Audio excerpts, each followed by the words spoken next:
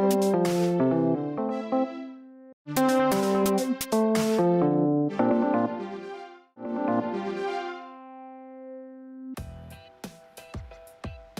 there guys, this is Hilarious, and I'm going to be bringing you a little bit of some War Thunder action going on right now. Starting off with the Japanese in my KI-45.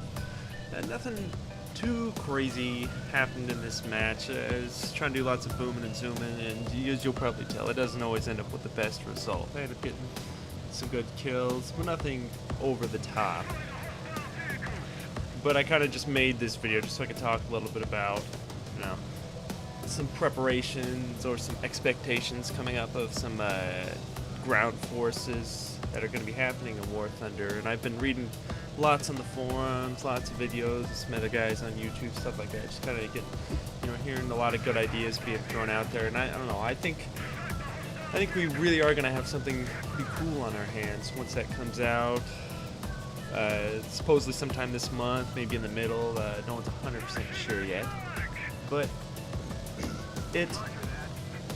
I think it's going to be a nice change of pace though from what, you know, people have been used to, like, from like World of Tanks, or I don't know. It seems like the more arcadey games.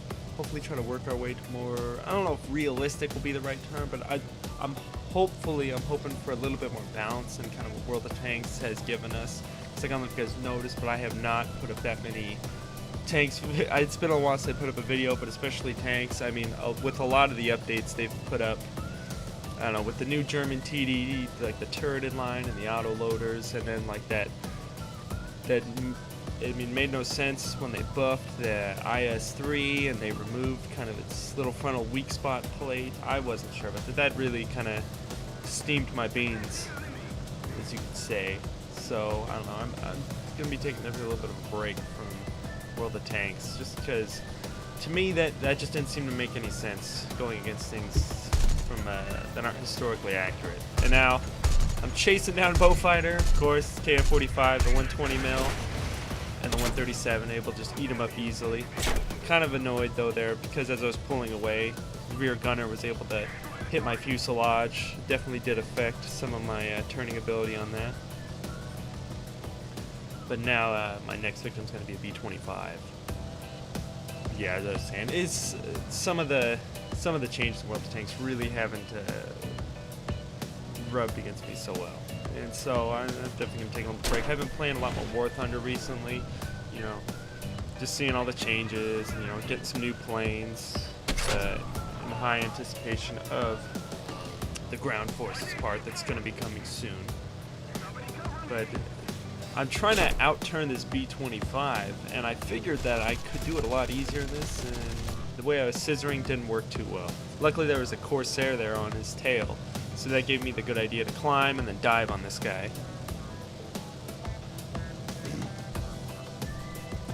But yeah, so I probably won't come out with any World of Tanks videos for a little bit. I do have a couple, some game reviews that are scheduled on the docket that I've been working on. A couple different games. A couple games I played when I was a little younger, and now I kind of want to go back and take a look at them. Talk about why I think, you know, like they can still be pretty relevant today with either gameplay mechanics or a decent story that just kind of pull a whole package together. I'm trying to aim right on the tail to mess up his elevator, and I think that was what I got there. So now I'm trying to aim for his engines. You can see on that right engine, but it's getting a little bit lower frames than I was expecting, so that kind of made it a little more difficult for me to aim on that one. Because, like, when I'm not using fraps, usually I end up getting about like 120, 140 frames depending. And this time I was just recording as I was playing. I didn't use the replay system or anything, but usually you get a little bit better experience, I find, recording as you play. But yeah, now I'm just going to be cruising back around. I'm trying to dive with that B-25, and him being messed up and this thing being an awesome diver, I know I can catch up to him, so that's what's happening right now. And I'm trying to finish him off. I'm just trying to aim slightly above, boom, and able to just snap him right in half. Always fun stuff with the 37 mil. Just pulling up, trying to regain some of my altitude, even though this plane climbs like a boss. If I didn't know any better, I'd say this thing has a rocket on the back for how well this thing climbs. Even though I'm a little messed up, it still performs very well. Yeah, so now I'm going to try to climb back up, see if I can boom and zoom a couple more Bolowskis out there. But yeah, very though high, my high anticipations of the ground forces. I mean, I know I've perused over the Russian tree and the German tree. Very interesting stuff. I like what was going on there. And see right there, I turned a little late to try to reduce my service area for that bow fighter to shoot, and that just gave him prime target for me. And of course I burned. That's something I think they should do in this game. I don't know if how historically accurate or anything, or like if wind can help play a distance or flying up high can reduce fires. Because I don't know, I understand like the self-sealing fuel tanks that some of the planes had, like a lot of the American planes had that type of thing, but I don't know. It seems like sometimes I'll set planes on fire, 2 seconds later they're not on fire anymore, and then I get set on fire and I burn to death every time. Very rarely do I put that out. I don't know if there's a skill that does that. I don't think it's like weapon maintenance or anything, but that I'm not 100% sure of. I tried looking that up. I wasn't able to find any definite answer, so if you guys know something, please put it in the comments. But yeah, that's something that's kind of been annoying me a little bit recently, is just keep getting set on fire and burn to death while all these enemies, like especially if I'll be carrying like lots of incendiary rounds, set them on fire, they're on fire for a couple seconds and minimal damage happens to their plane, just that they were on fire. Now I'm trying to dive on this Kitty Hawk, this KI-61LB, good plane. Good boom zoomer. Yeah, of course he's able to outturn me because I'm going super fast. So now again, I'm just going to climb. It's one of my favorite tactics, and it even works pretty decent for me in historical battle. It's just always climb with those people, and then you come down on top. Some planes, though, like the bow fighter, also are really good at diving below people and coming up from the bottom, or like the Ki-45, since they're such strong climbers. Yeah, my aim is definitely a little off.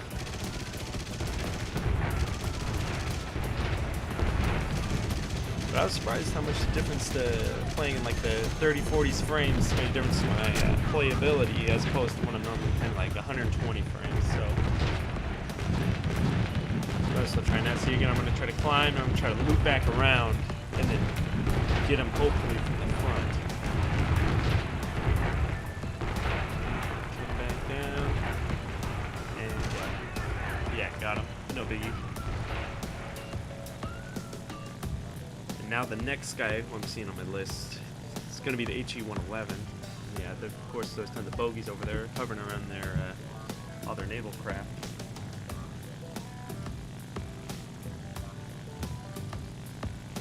So I'm trying to go in on him using my wartime emergency power.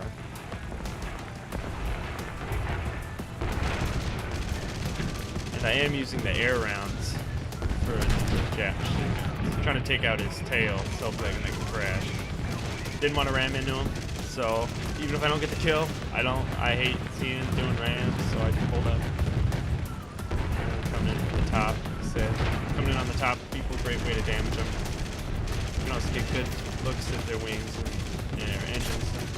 And here's, it happens in arcade, distressing. I got shot up by my friends. There were no other enemies around. It was all from the back. So that's the only, but there's not much to do about it. They'd say I'm in their way, I'd say they're in my way and shooting at me, but yeah, no one wins. Just like when a ram happens. A lot of rams, people try blaming you, but usually it's a mutual problem. Neither you got out of the way.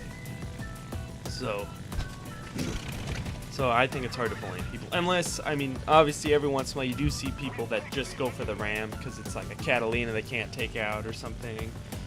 You know, just like a bomber. But what's funny, especially in low-tier games, when a lot of those low-tier planes like Ram and Catalina, it actually doesn't do anything a lot of the time.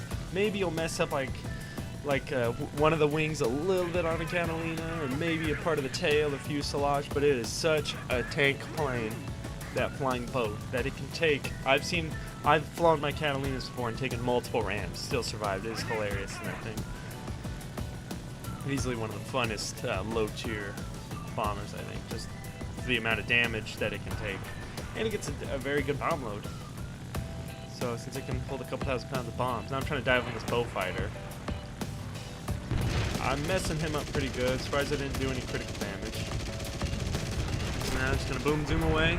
People are gonna be shooting at me, looking to see who's gonna be doing it. I see an air cobra.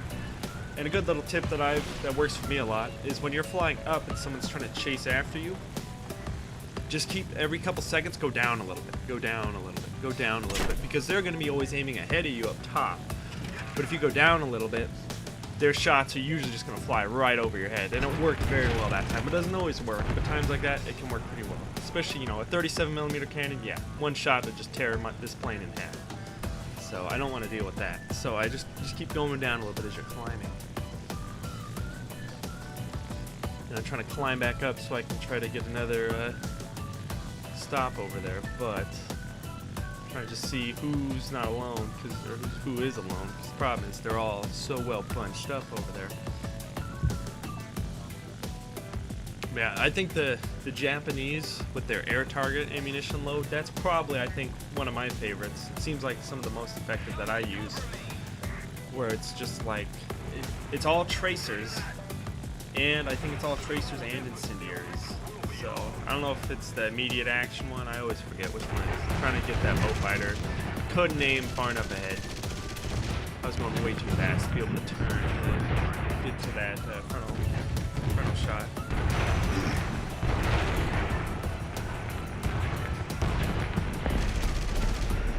Now, it's funny he's able to outturn me.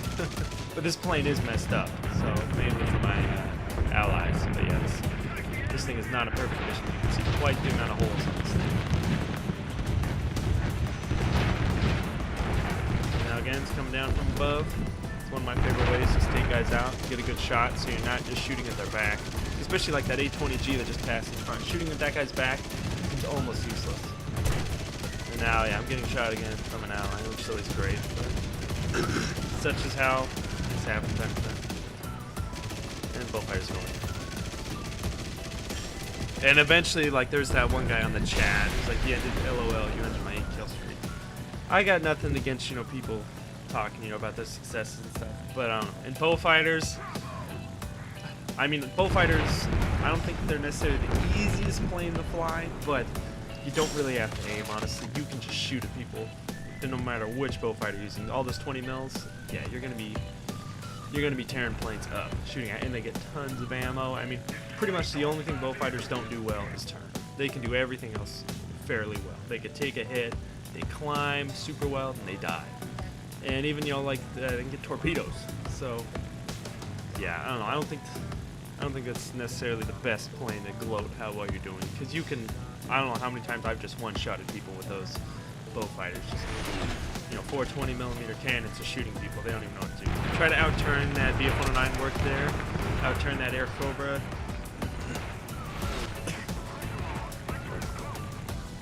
I'm trying to outrun him, but that VF-109 is faster. But luckily, he got tied up with another guy over there. And my engine was almost gone, so yeah, I was going to be sitting down. Now I'm going to grab my VF-193. I do have a couple Japanese premium planes, mainly just because right now, until supposedly on the next patch, there's going to be a lot of love for Japan, adding a lot more planes.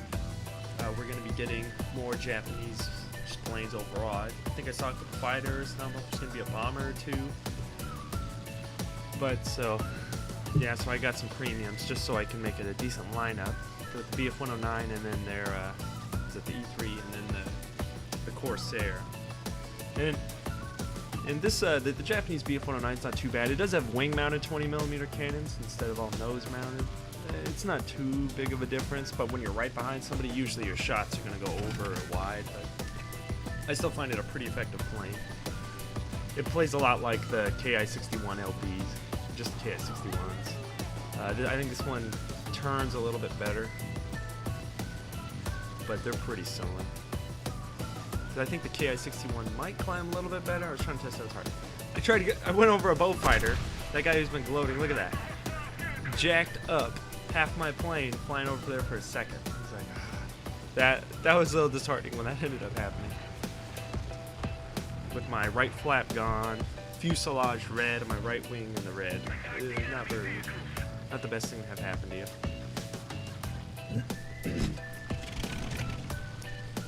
I mean, it's still flyable, but the turning ability now just got drastically cut. So I do see that HE-112 down there, and I'm kind of trying to decide who I want to go after. Especially since my plane's all messed up. And there's a BF-109 who's semi-close. So I just decided to dive on him. And I believe that was the guy who took me out before.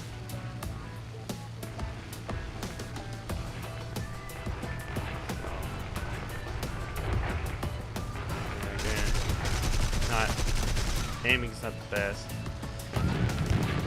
So now I'm trying to go up. See if I can get that final shot on that.